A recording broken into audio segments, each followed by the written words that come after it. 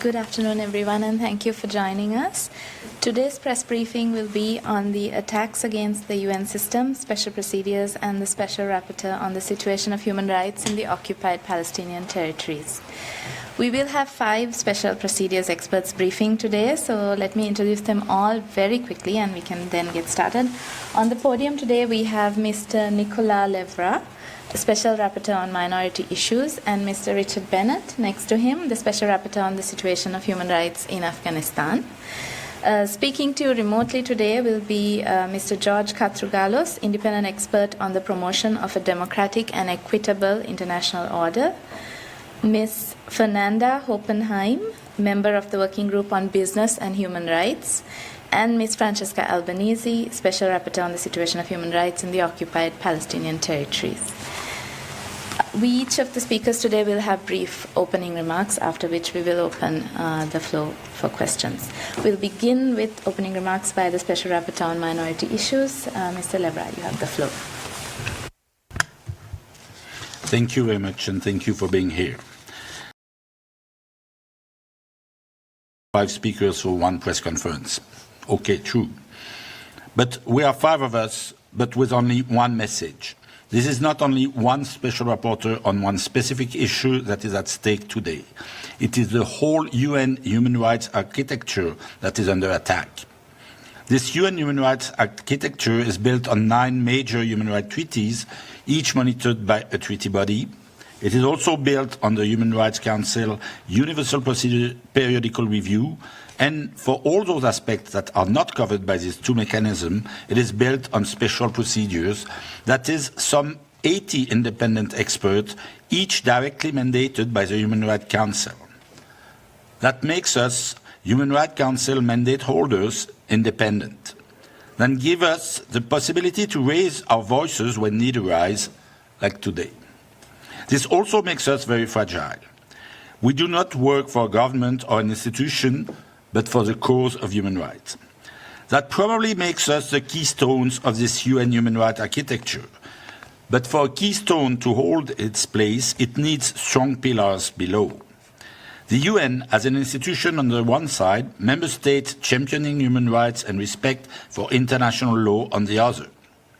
But under the bold and frontal attacks led by 1 state that was created following UN decisions, Israel, and one which created the UN, the USA, we do not feel that the pillars are very strong.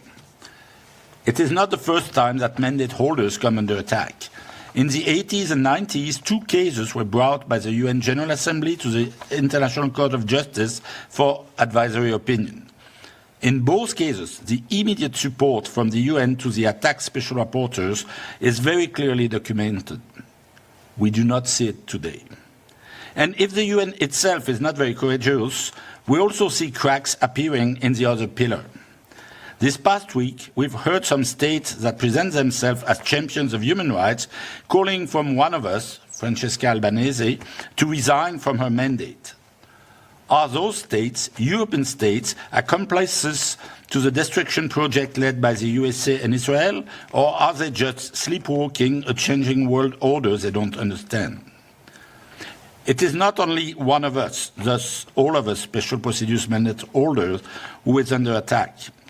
It is the whole fragile edifice for the protection of human rights and respect of human dignity that is being put at risk by these cowardly and irresponsible behaviors.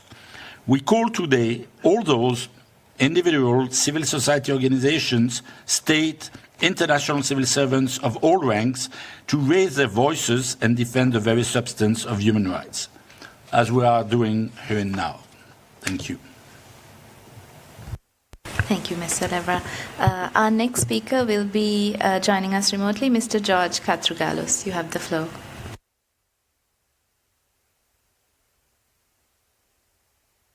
Many thanks for that. The Secretary General recently stated that 2026 is already shaped to be a year of crisis and chaos. This assessment is regrettably accurate. Numerous crises and protracted conflicts continue to rage across the world, from Sudan to Ukraine. Still, the the new American administration, through the Secretary of State, has already declared officially that, quote, the international order is not just obsolete, it's now a weapon being used against us. President Trump has already bombed 7 countries.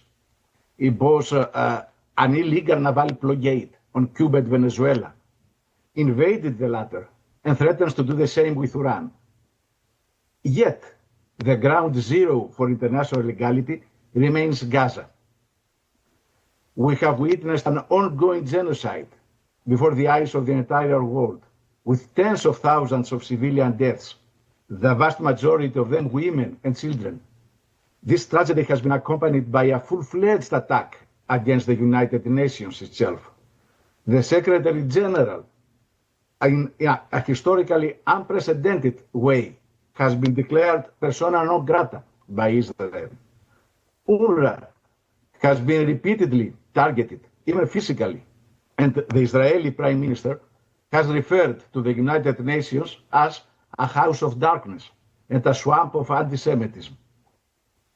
And instead of unequivocally condemning these attacks on international legality, some European foreign ministers choose to shoot the messenger, rather than defending Special Rapporteur Francesca Albanese on the face of unlawful American sanctions, which have now been extended to a former EU commissioner.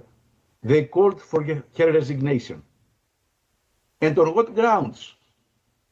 An evidently doctored video circulated by a notorious gongo that has previously targeted numerous special procedures mandate holders. The coordinating committee of the special procedures, speaking for all of us, has rightly condemned this disgraceful campaign. It is encouraging, both for the truth and for the integrity of the United Nations system, that several European foreign ministers have since retracted their attacks against Francesca Albanese. But now it is the time to defend the United Nations against new and old threats. We have now a clear effort to sideline the United Nations by the establishment of the so-called Board of Peace, which clearly goes beyond the related decision of the Security Council. Even an agency of the United Nations, the World Bank, participated in its first session and promised its economic support. It is clear what are our obligations now. Defend the United Nations Charter, oppose all moves against it, condemn the blockade against Cuba and Venezuela, prevent a new war in Iran, defend the right of self-determination of the Palestinians. This is the task of our generation, to not let replace the right by might. Thank you.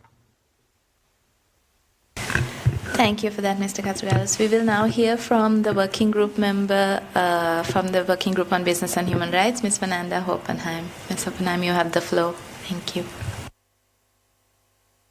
Thank you very much. Good afternoon to everyone in Geneva and online. And thank you for this opportunity to share some thoughts. As my colleagues have already mentioned, we come here today as independent human rights mandate holders, and together we form one of the pillars of the human rights systems at the UN. We remain a key source of data and analysis for member states and all other stakeholders. We do this, by the way, unpaid job because we believe in human rights and in an international system that protects the persons and the planet. Now, more than ever, the human rights system is desperately needed. Treaty bodies and special procedures together jointly work to guarantee human rights are respected for all. Flagrant violations of the UN Charter and international law are a threat to us all. Defunding the UN as a whole and the human rights systems in particular has put us in a very difficult position to fulfill our important tasks. Attacks to the special procedures, in particular, have increased in the last months. Refusal to collaborate, smear campaigns, and sanctions, as the ones imposed on our fellow mandate holder, Special Rapporteur Francesca Albanese, are not only illegal, but dangerous and highly concerning. They also aim to distract us from the essential work that we need to be doing. As special procedures mandate holders, we stand together with Francesca and together as part of this very complex, yet utterly important system, collectively built through 8 decades of efforts. We call on states to fulfill their human rights obligations under international law and to refrain from attacking the UN in general and independent experts in particular. And we also call on private actors, including businesses, investors, and other organizations, to fulfill the responsibility to respect human rights, which includes, of course, content moderation when hate speeches are disseminated, which includes providing financial services when illegal sanctions are administered or imposed, and not to be complicit in human rights violations. And of course, willingly cooperate with special procedures. We remain at your disposal for discussion, and I thank you all very much for being here today. Thank you so much. We'll now hear from the Special Rapporteur on Afghanistan, Mr. Bennett. You have the floor. Thank you. Can you hear me? Good afternoon, everyone, and thanks especially to members of the press for coming. I'm here in solidarity with my colleagues and to stand up for the international human rights system and special procedures in particular.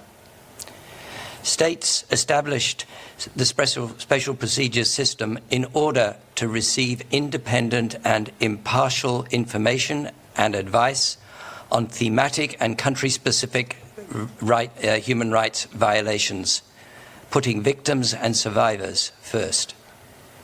My own mandate on Afghanistan specifically requires me to be survivor-centered, and I continue to appreciate the support of Council members for that.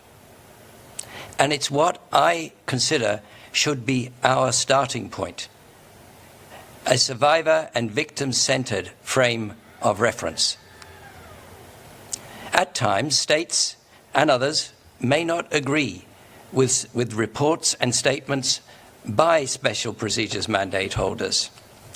In fact, they may strongly disagree and are fully entitled to express those disagreements forcefully. However, deliberately misrepresenting the statements or views of mandate holders and attacking them personally is beyond the pale. International sanctions are for human rights violators and criminals, not for human rights defenders. The sanctions and other attacks against my colleague Francesca Albanese, including calls for her resignation, must stop now. If there are complaints, by all means make them through the established channels that the Human Rights Council has approved. I remind you, as my colleague Fernanda has mentioned, the UN's independent experts serve without pay. There are guardrails to address concerning behaviours or statements, and a council-approved code of conduct and coordinating committee that includes a disciplinary function if needed. I'm sure we all want high-quality independent experts in the UN system, and I'm concerned that false information and illegitimate attacks, including but not only on Ms. Albanese, are likely to discourage the best candidates for applying for what is a demanding and unpaid responsibility. The system will be undermined and eroded. Not only the special procedure system, but the entire human rights architecture will suffer. So I call for an immediate return to acceptable behaviour where fair criticism does not descend into personalised vendettas. Thank you. Thank you, Mr. Bennett. And finally, we will hear from the Special Rapporteur on the occupied Palestinian territories, Ms. Francesca Albanese, who is online. Ms. Albanese, you have the floor. Thank you very much. Good afternoon. Thank you all in Geneva and connected remotely. For me, this is a very important press briefing, and thank you, OHCHR colleagues and fellow special rapporteurs, independent experts for being present. To those who are following us, silence is not an option, neither for me nor for my colleagues. And raising our voice is an integral part of our mandate as UN expert. I am currently in Jordan. In principle, I should be in Palestine, in the occupied Palestinian territory, but because of the restrictions and the obstacles that Israel, as an unlawful occupier, imposes on me and others, I'm just grateful to the Jordanian government and the people I've met these days for the support they extended to my mandate. I want to start by saying, before delving into the sanctions, that it's not easy for me to be with you today. After an intense and painful week spent speaking with survivors of torture, victims and their lawyers in preparation for my forthcoming report to the Human Rights Council. The testimonies I've collected have been harrowing, and I look forward to presenting my findings to you next month, because the harm inflicted upon the Palestinian people evokes some of the darkest chapters associated with authoritarian rule belonging to we would have hoped, to the past century. I remain struck by the limited outrage expressed by much of the international community. I've welcomed and I continue to welcome the return of Israeli hostages to their families. But we must also confront the situation of Palestinian detainees. There are nearly 10,000 today in Israeli jails and trapped in the Israeli network web. They are hostages of an unlawful occupation held in brutal conditions. And I will address this in greater detail when I'm in Geneva. However, the overall situation in the occupied Palestinian territory is catastrophic. In Gaza, where families survive in flooded tents while people continue to die from gunfire, cold, hunger, and preventable diseases, and someone has the audacity of calling it ceasefire. And meanwhile, in the West Bank, including East Jerusalem, conditions continue to deteriorate. Policies aimed at consolidating an unlawful annexation that was announced by this coalition government in February 2023, and have raised the alarm multiple times, including with the Secretary General. These policies are aimed at further displacing the Palestinians. Permanent forced displacement, permanent population change, population shift. This is also what the High Commissioner for Human Rights, Volker Turk, has been denouncing recently. So in the middle of all this, I can tell you how toxic and personally damaging for me and for my family this past days, weeks and months have been. The smears, the sanctions, the continuous attacks from all over, from those very states who should use that energy and stamina to go after those who are accused by the highest court in the world of war crimes, crimes against humanity, and genocide. So here I wish to express really my heartfelt gratitude to the colleagues within the UN system. First and foremost, special rapporteurs, independent experts, and working groups who have been with me steadily from the very beginning, the coordinating committee of special procedures, and the Office of the High Commissioner for Human Rights, as well as member states like the members of the OIC in particular, who have recently strongly and swiftly defended my mandate from the attacks emanating from some European countries. The measures, I want to refer to the sanctions now. The sanctions against me form a part of a broader strategy associated with the current US administration, which is aiming at weakening the international accountability mechanisms, and more broadly, as has been said already, the rule of law system that we have built over the past 8 years, replacing it with a revived militarized and financially empowered form of neo-colonial domination. And it's particularly concerning the targeting of those who seek accountability, the judges and prosecutors of the International Criminal Court, myself as a UN mandate holders, and Palestinian civil society organizations. Because look at what keeps us together. The three of us are doing nothing more, nothing else than seeking accountability for victims. Securing the revocations of the sanctions against me, against the ICC judges and prosecutors, and against 4 Palestinian NGOs, and of the executive and the reconsideration of the executive order from which they emanate is not a personal matter. It is a shared interest for all who believe in international law, accountability, and the world governed by rules and not by force or by bullying. So faced with this rupture, we must name it clearly and move beyond it toward what I call more and more a decolonized multilateralism, grounded in equality, in accountability, and in the universal application of international law. Thank you. Thank you, Ms. Albanese. The experts will now ask questions. Please state your name and organization before asking a question. And since we have several speakers, we'd be grateful if you could indicate to which expert your question is directed. Thank you. Jeremy. Thank you so much. Jeremy Lange for the French Public Radio. I've got 2 questions. I will ask them in English, and if you may answer for those who may in French, I'd be happy to. But it's for all of you.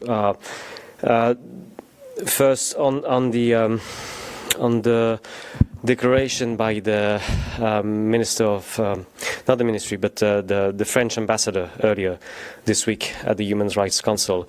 I'd like to know what were your reaction when you listened to the ambassador saying something about you, Ms. Albanese, but not this time asking for your resignation.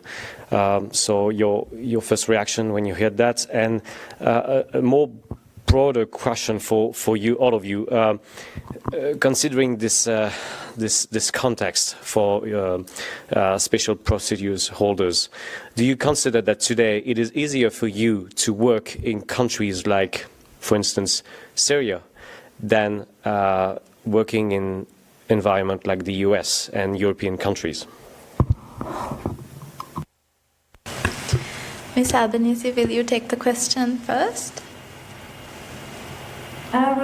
Yes, actually, I do not have much to say because, I heard about the comments of the French ambassador. It seems that the French diplomacy has changed its mind. Would it be nice if they added also a word of apology, considering the smear campaign that they've been part to? But also, let me take this opportunity to make a comment about the sources that Italian, French, and German diplomacy has relied upon.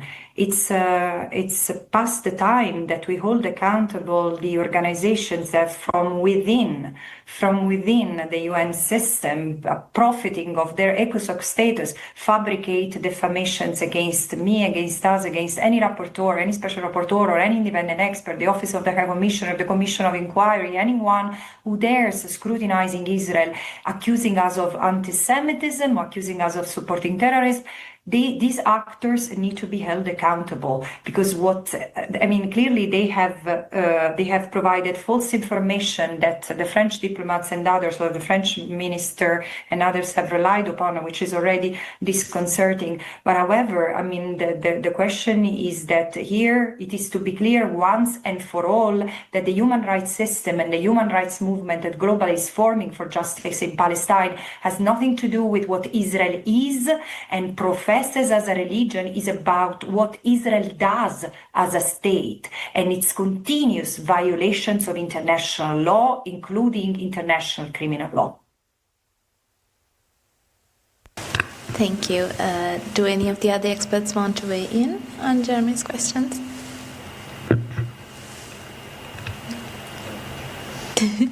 Did you have a follow-up, Jeremy? No, if I may, Ms. Albanese, if you could just answer en français pour cette partie-là, juste voilà votre réaction en français, juste en quelques mots. Oui, non, vous avez raison, vous l'aviez demandé. Non, finalement, je pense, j'étais occupée quand la session du Conseil a eu lieu, mais j'ai entendu, j'ai lu ce que Monsieur l'ambassadeur de la France a dit au sein du Conseil, et je dis que je prends note du fait que la diplomatie française a changé d'avis finalement. Je prends note et j'aurais attendu aussi un mot de clarification et d'excuse parce qu'ils m'ont insulté de façon virulente, inacceptable. Et de toutes les façons, je pense que c'est le moment de ouvrir la discussion sur les organisations qui fabriquent des fausses informations, des accusations avec tout le monde qui essaye d'avancer le dossier de la justice en Palestine, qui ça ne veut pas dire critiquer Israël pour ce qu'il est. Israël peut professer toutes les religions qu'il veut. Le problème, c'est pas avec ce qu'Israël est, mais avec ce qu'Israël fait, c'est-à-dire avec la violation épatante de droit international qu'il commet. Et voilà, et il faut finalement adresser ces organisations qui ont fait de la diffamation leur profession contre moi, contre les autres relateurs spéciaux, contre la commission d'enquête, le commissaire aux droits humains et tout. C'est le moment parce que ces gens-là sont considérés à peu près comme des clones. À Genève, personne les considère, on dit on leur donne pas de l'oxygène, mais finalement, ils constituent une source d'information pour au niveau de chaque capitale européenne et ailleurs. Voilà, merci. Thank you, Ms. Albanese. Mr. Levra will also weigh in on that question, Jeremy. Merci pour vos questions. Très brièvement, peut-être sur la deuxième question, à savoir est-ce qu'aujourd'hui il est plus facile de travailler en Syrie qu'aux États-Unis d'Amérique pour des rapporteurs spéciaux? La réponse est malheureusement non. C'est difficile de travailler partout. Il y a eu une dégradation terrible des conditions d'accès au territoire, que ce soit pour des raisons juridiques ou pour des raisons pratiques de sécurité. Et quand je fais référence à des enjeux de sécurité, je ne parle pas que de la Syrie. Certains d'entre nous craignent pour leur propre sécurité dans le territoire d'États qui ne semblent pas offrir les garanties de nous laisser mener notre mandat jusqu'au point de découvrir les faits. Et le deuxième point, c'est effectivement, et ça se réfère aussi à ce dont a parlé Francesca Albanese, il est de plus en plus difficile de faire la part des choses. Il y a des manipulations de l'information, alors c'est pas nouveau, il y a toujours eu des tentatives, voire des réussites dans la manipulation de l'information, mais aujourd'hui, à cause des technologies qui se sont développées, il devient très difficile, vous-même qui travaillez dans les médias devez le savoir, il devient parfois très difficile de démêler le vrai du faux. Et évidemment, les paroles comptent. Il est clair qu'on ne peut que se réjouir qu'un ambassadeur dise moins que ce qui a été dit précédemment par son ministre, mais comme l'a dit Francesca Albanese, peut-être c'est pas suffisant. Merci. Thank you. Ms. Hoppenheim also has an intervention. Thank you. Just to add to the second question, par rapport à la deuxième question, juste pour ajouter que on doit travailler avec tous les États et on va essayer de travailler avec tous les États et aussi souligner quand il y a des violations de droits humains, l'endroit où les violations ont lieu. Alors, on va essayer de travailler aux États-Unis, dans la Syrie ou partout le monde. J'espère que les États vraiment réfléchissent et ont beaucoup plus de ouverture pour travailler avec nous, avec le processus spécial. Merci. Thank you. Are there any other questions for the experts online? I don't see any hands online.